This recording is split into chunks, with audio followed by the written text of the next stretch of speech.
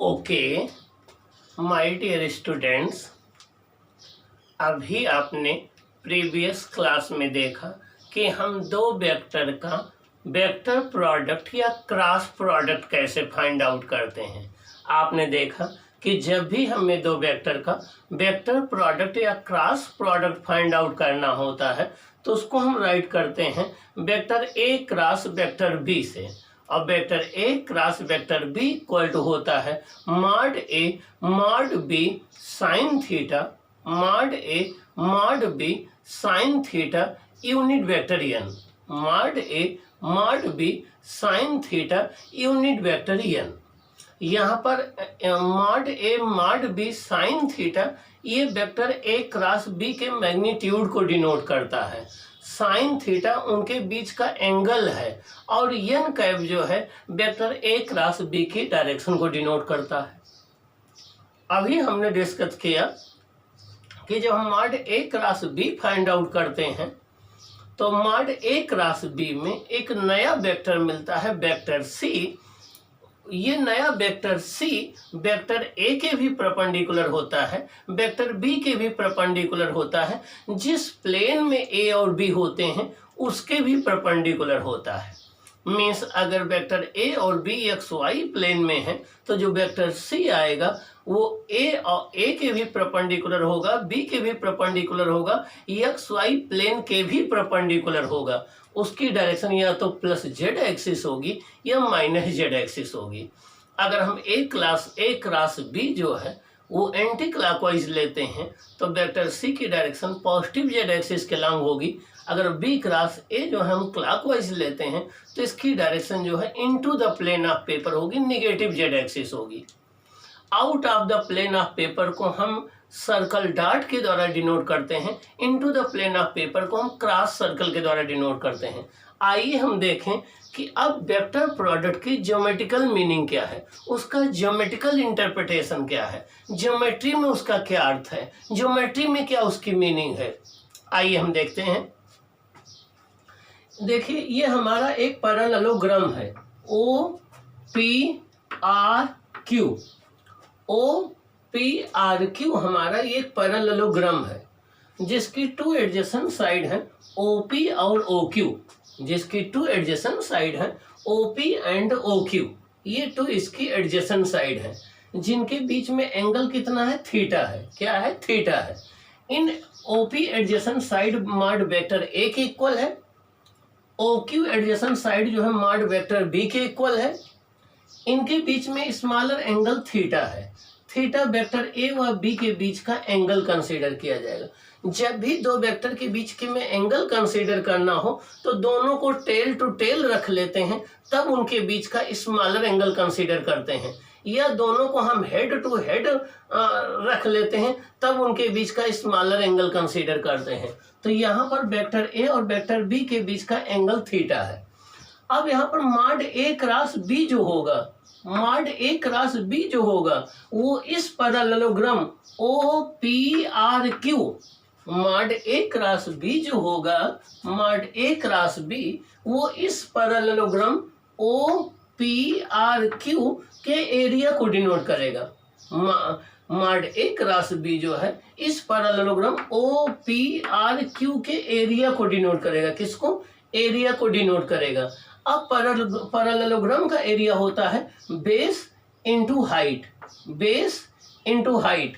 तो बेस इसका क्या हो जाएगा, ओपी, हाइट हो जाएगा क्यू एन, हाइट क्या हो जाएगा, क्यू एन। तो ओपी इंटू क्यू एन करेंगे तो इस पैरेललोग्राम का एरिया आ जाएगा। क्या आ जाएगा, एरिया आ जाएगा।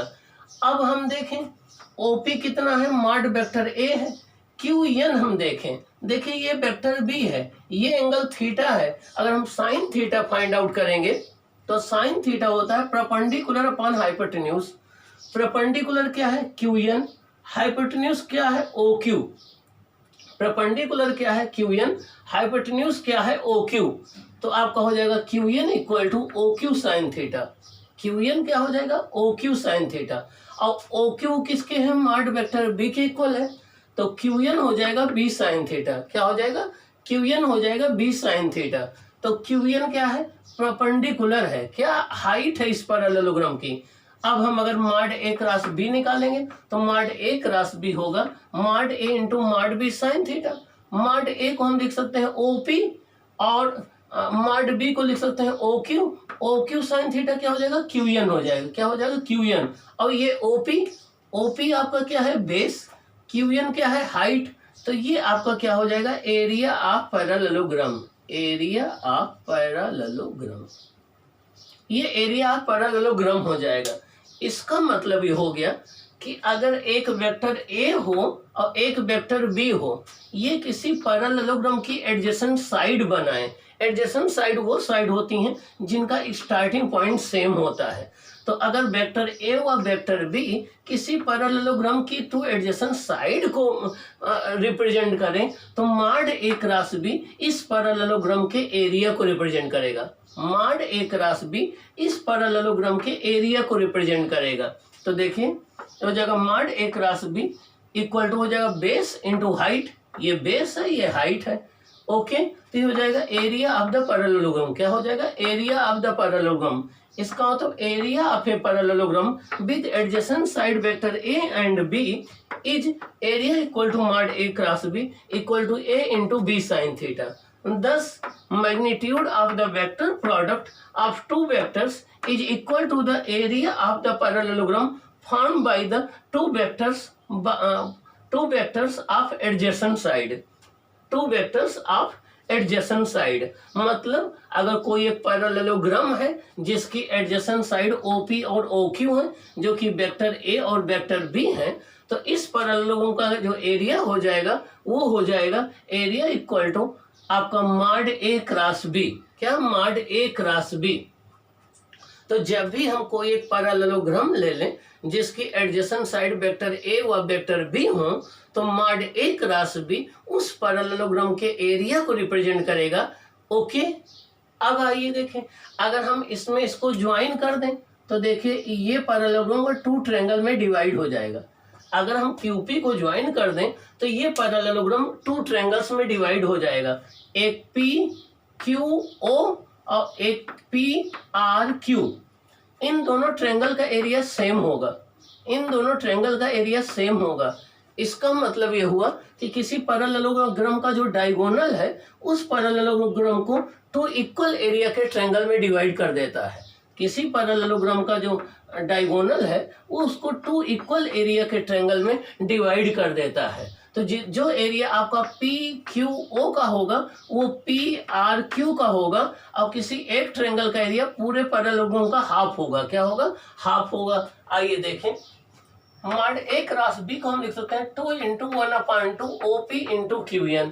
तो ये हो जाएगा 2 इंटू एरिया ऑफ POQ। अब एरिया ऑफ POQ देखिए क्या हो जाएगा POQ का एरिया हो जाएगा 1/2 बेस इंटू हाइट, बेस हो जाएगा OP, हाइट हो जाएगी QN, तो 1/2 OP इंटू QN आ जाएगा।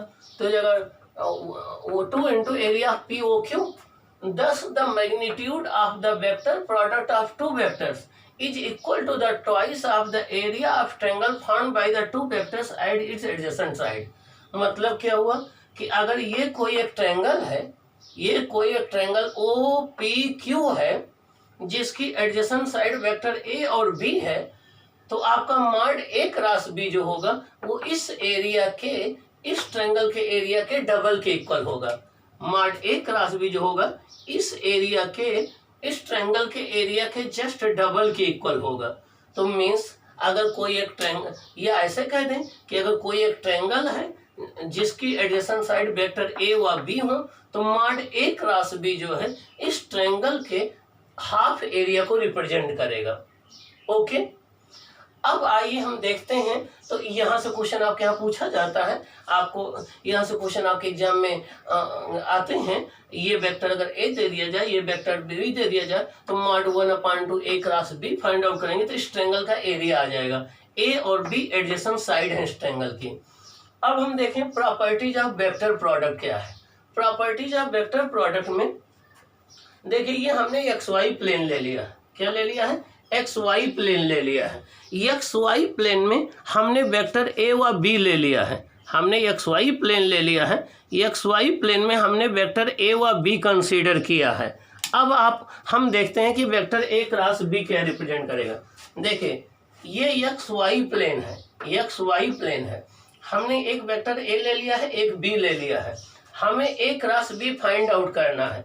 तो ए पर हम अपना हैंड ऐसे स्ट्रेच करके रखेंगे और ए से बी की तरफ हम ऐसे कर्ल करेंगे। जो थंब होगा वो आउट ऑफ द प्लेन होगा, थंब जो होगा वो आउट ऑफ द प्लेन होगा, पॉजिटिव जेड एक्सिस के लंग। तो देखिए ए क्रॉस बी की डायरेक्शन ये एन कैप होगी, जिसको किससे डिनोट किया है, डॉट सर्कल के द्वारा, जिसको डॉट सर्कल के द्वारा डिनोट किया गया है। ये पॉजिटिव जेड एक्सिस के लंग होगा। तो A cross B find out करने के लिए हम अपने फिंगर्स को वेक्टर ए पर स्ट्रेच करके रखते हैं और ए से बी की तरफ स्मॉलर एंगल से कर्लिंग करते हैं। तो स्ट्रेच थंब वो आपके वेक्टर एन कैप की डायरेक्शन को देगा और ये एक्स वाई प्लेन के परपेंडिकुलर आउटवर्ड नॉर्मल होगा, पॉजिटिव जेड एक्सिस के लंग होगा। तो ए क्रॉस बी की डायरेक्शन ये हो जाएगी, ये एन कैप होगी। अब हम बात करते हैं बी क्रॉस ए। देखिए यहाँ पर फिर हमने एक्स वाई प्लेन में बी क्रॉस ए ले लिया। अब हम बी पर अपना हैंड रखेंगे, राइट हैंड, और ए की तरफ स्मॉलर एंगल चलेंगे, इनटू द प्लेन आएगा। तो अब जो बी क्रॉस ए की जो डायरेक्शन आएगी वो देखिए ये क्रॉस सर्कल के द्वारा आएगी, क्रॉस सर्कल के द्वारा आएगी। ये निगेटिव जेड एक्सिस के लंग आएगी। किधर आएगी, निगेटिव जेड एक्सिस के लंग आएगी। ये पॉजिटिव जेड एक्सिस के लंग है, ये निगेटिव जेड एक्सिस के लंग है। दोनों एक दूसरे के अपोजिट डायरेक्शन में है। इसका मतलब A cross B minus B cross A के इक्वल होता है। मीन्स ए क्रॉस बी की जो डायरेक्शन होती है वो बी क्रॉस ए के अपोजिट होती है। तो ए क्रॉस बी और बी क्रॉस ए ये कम्यूटेटिव लॉ को होल्ड नहीं करते हैं। A cross B is not equal to B cross A cross B equal to minus B cross A होता है। ये एंटी कम्यूटेटिव लॉ को होल्ड करते हैं। ए क्रॉस बी और बी क्रॉस ए के बीच में एंगल 180 डिग्री होता है। ए क्रॉस बी ये है और बी क्रॉस ए ये है। देखिए इनके बीच में एंगल कितना है, 180 डिग्री का है। तो ए क्रॉस बी और बी क्रॉस ए एक दूसरे के अपोजिट डायरेक्शन में होते हैं। इनके बीच में एंगल 180 डिग्री का होता है। ये एंटी कम्यूटेटिव होते हैं, मीन्स कम्यूटेटिव लॉ को फॉलो नहीं करते हैं। ओके ओके, तो ये रहा प्रॉपर्टीज ऑफ वेक्टर प्रोडक्ट की पहली प्रॉपर्टी। अब हम आइए सेकंड प्रॉपर्टी की बात करते हैं। ये डिस्ट्रीब्यूटिव लॉ को भी फॉलो करता है। कैसे, आइए हम डिस्कस। अब हम देखें स्टूडेंट्स कि वेक्टर प्रोडक्ट या क्रॉस प्रोडक्ट की प्रॉपर्टीज क्या होती हैं। आइए देखें हम एक एक property. Vector product is distributive over addition. Means जो वेक्टर प्रोडक्ट है, थ्री वेक्टर्स हमेशा डिस्ट्रीब्यूटिव लॉ या डिस्ट्रीब्यूटिव लॉ थ्री वेक्टर्स के लिए अप्लाई होता है। कम्यूटेटिव लॉ टू वेक्टर्स के लिए अप्लाई होता है। तो थ्री वेक्टर्स का जो क्रॉस प्रोडक्ट होता है वो डिस्ट्रीब्यूटिव लॉ को फॉलो करता है। किसके, एडिशन के ऊपर। देखिए तो अगर एक वेक्टर ए है, एक वेक्टर बी है, एक वेक्टर सी है, तो हम राइट कर सकते हैं vector A cross bracket vector B plus vector C equal to vector A cross vector B plus vector A cross vector C. Means अगर हम दो वेक्टर को ऐड करके उसको एक थर्ड वेक्टर से क्रॉस प्रोडक्ट लेना चाहते हैं तो वो वही रिजल्ट आएगा जो हम ए को बी के साथ क्रॉस ले लें, उसके बाद ए को सी के साथ क्रॉस लेके ऐड कर दें तो सेम रिजल्ट आएगा। तो आपका थ्री वेक्टर्स के लिए वेक्टर प्रोडक्ट जो है वो डिस्ट्रीब्यूटिव लॉ को फॉलो करता है। आइए नेक्स्ट रूल देखते हैं। देखिए ये ए और बी टू पैरेलल वेक्टर्स हैं, ए और बी टू पैरेलल वेक्टर्स हैं। इनके बीच में एंगल 0 डिग्री है, या आप इन्हें लाइक वेक्टर भी कह सकते हैं। और यहाँ पर देखें ए और बी ये टू कोलिनियर वेक्टर हैं, इनके बीच भी एंगल 0 डिग्री है। तो जब भी दो कोलिनियर वेक्टर हों या जब भी टू पैरेलल वेक्टर्स हों उनके बीच में एंगल 0 डिग्री होता है। साइन 0 डिग्री की वैल्यू 0 होती है। तो इनका क्रॉस प्रोडक्ट निकालेंगे ए क्रॉस बी, तो वो 0 वेक्टर आएगा या नल वेक्टर आएगा, वो 0 वेक्टर आएगा या नल वेक्टर आएगा। तो जब भी दो पैरेलल वेक्टर्स का हम क्रॉस प्रोडक्ट निकालते हैं तो उसका आंसर नल वेक्टर या 0 वेक्टर आता है। आइए हम एंटी पैरेलल देखें। देखिए यहाँ पर ए और बी ये टू वेक्टर्स हैं, ये एक दूसरे के एंटी पैरेलल हैं। देखिए इनके बीच में थीटा 180 डिग्री है, इनका क्रॉस प्रोडक्ट निकालेंगे तो साइन 180 जीरो होता है, तो ये जीरो वेक्टर आएगा या नल वेक्टर आएगा। तो जब भी टू पैरेलल वेक्टर्स हो या एंटी पैरेलल वेक्टर्स हो, मीन्स टू लाइक वेक्टर हो या अनलाइक वेक्टर हो, तो इनका जो क्रॉस प्रोडक्ट आता है वो हमेशा जीरो आता है। तो अगर दो वेक्टर्स पैरेलल वेक्टर्स हैं या एंटी पैरेलल वेक्टर हैं तो उनका क्रॉस प्रोडक्ट जीरो हो जाता है या नल वेक्टर आता है। ओके, आइए अब हम नेक्स्ट प्रॉपर्टी देखते हैं। तो किसी वेक्टर का खुद के साथ जो क्रॉस प्रोडक्ट है, किसी वेक्टर का खुद इटसेल्फ के साथ जो क्रॉस प्रोडक्ट है वो आपका नल वेक्टर या जीरो वेक्टर आता है। देखिए ये वेक्टर ए है, ये वेक्टर ए है, वेक्टर ए क्रॉस ए अगर हम करेंगे तो माड ए साइन जीरो एन आएगा, तो हो जाएगा ए स्क्वायर और साइन जीरो जीरो होता है इंटू एन कैप, तो जीरो आ जाएगा। तो किसी वेक्टर का खुद से जो क्रॉस प्रोडक्ट होता है वो जीरो होता है। रीजन क्या है? खुद वेक्टर का खुद के साथ एंगल 0 डिग्री होता है आपका, और साइन जीरो जीरो होता है। आइए अब हम नेक्स्ट देखें। ये वेक्टर ए है, ये वेक्टर बी है, ये दोनों एक दूसरे के परपेंडिकुलर या नॉर्मल हैं। देखिए इनके बीच में एंगल 90 डिग्री है, तो इनका क्रॉस प्रोडक्ट मैक्सिमम होता है। तो जब भी दो वेक्टर एक दूसरे के 90 डिग्री पर हो तो उनका क्रॉस प्रोडक्ट मैक्सिमम होता है। देखिए इनका क्रॉस प्रोडक्ट हो जाएगा mod A vector A cross B equal to mod B sine 90 into N cap, तो माड ए क्रॉस बी हो जाएगा मैक्सिमम, ये ए बी एन कैप के इक्वल हो जाएगा। अगर हम माड निकाल लेंगे तो एन कैप की वैल्यू यूनिट वेक्टर है 1 आ जाएगी, तो आपका माड ए क्रॉस बी हो जाएगा ए बी के इक्वल। क्या हो जाएगा? ए बी के इक्वल हो जाएगा। तो दो वेक्टर का क्रॉस प्रोडक्ट उनके परपेंडिकुलर होने पर मैक्सिमम होता है, जबकि डॉट प्रोडक्ट परपेंडिकुलर होने पर 0 हो जाता है। आइए हम नेक्स्ट प्रॉपर्टी देखते हैं। देखिए ये हमने यूनिट वेक्टर कंसीडर कर लिए हैं, आई कैप जे कैप के कैप, आई कैप जे कैप के कैप, और हमने एंटी क्लॉकवाइज कंसीडर किया है। क्या किया है? एंटी क्लॉकवाइज कंसीडर किया है। तो जब भी हम 3 unit vectors anti clockwise consider कर लें तो देखिए अब हमें इनका क्रॉस प्रोडक्ट निकालना है। अब कोई दो वेक्टर हम एंटी क्लॉकवाइज ले रहे हैं। देखिए vector I cap cross J cap, ये हो जाएगा mod I cap mod J cap sine 90 into unit vector N cap हो जाएगा। Mod I cap unit vector है 1 हो जाएगा, माड जे कैप यूनिट वेक्टर है 1 हो जाएगा, साइन 90 1 हो जाएगा। अब आई और जे के परपेंडिकुलर कौन होता है? के होता है। आई और जे के परपेंडिकुलर जेड एक्सिस होता है, जेड एक्सिस के लंग के कैप होता है, तो यहाँ एन कैप जो है क्या आ गया? K cap. तो I cross J cap equal to K cap आ गया। अब आई क्रॉस जे कैप करेंगे तो के कैप आ जाएगा, जे क्रॉस के कैप करेंगे तो आई कैप आ जाएगा, के क्रॉस आई कैप करेंगे तो जे कैप आ जाएगा। मीन्स कोई भी दो कंसेक्यूटिव वेक्टर ले लेंगे एंटी क्लॉकवाइज तो पॉजिटिव साइन के साथ थर्ड वेक्टर आ जाएगा। कोई भी आप दो कंसेक्यूटिव वेक्टर ले लीजिए, आप आई और जे ले लीजिए, इनका क्रॉस करेंगे प्लस के आ जाएगा, के और आई ले लीजिए, इनका क्रॉस करेंगे जे आ जाएगा, आई और जे लीजिए, इनका क्रॉस करेंगे के आ जाएगा, जे और के ले लेंगे, इनका क्रॉस करेंगे आई आ जाएगा। तो कोई दो कंसेक्यूटिव वेक्टर ले लेंगे, एक ही क्रम से दो ले लेंगे, एंटी क्लॉकवाइज मिलेंगे तो प्लस साइन के साथ थर्ड वेक्टर आ जाएगा। देखिए आई क्रॉस जे इक्वल टू के आ जाएगा, जे क्रॉस के इक्वल टू आई आ जाएगा, के क्रॉस आई इक्वल टू जे आ जाएगा। तो कोई दो कंसेक्यूटिव वेक्टर लेंगे एंटी क्लॉकवाइज तो प्लस साइन के साथ थर्ड वेक्टर आपको मिल जाएगा। आइए हम क्लॉकवाइज चलते हैं। देखिए जे क्रॉस के करेंगे, देखिए जे क्रॉस आई करेंगे माइनस के हो जाएगा, जे क्रॉस आई करेंगे माइनस के हो जाएगा, आई क्रॉस के करेंगे माइनस जे हो जाएगा, के क्रॉस जे करेंगे माइनस आई हो जाएगा। तो क्लॉकवाइज में कोई तो अगर कंसेक्यूटिव वेक्टर लेंगे तो माइनस साइन के साथ वो क्या आएगा? थर्ड वेक्टर आएगा। क्या आएगा? थर्ड वेक्टर आ जाएगा। क्या आ जाएगा? थर्ड वेक्टर आ जाएगा। तो क्लॉकवाइज लेंगे तो माइनस साइन के साथ थर्ड वेक्टर आएगा, एंटी क्लॉकवाइज लेंगे तो प्लस साइन के साथ थर्ड वेक्टर आएगा।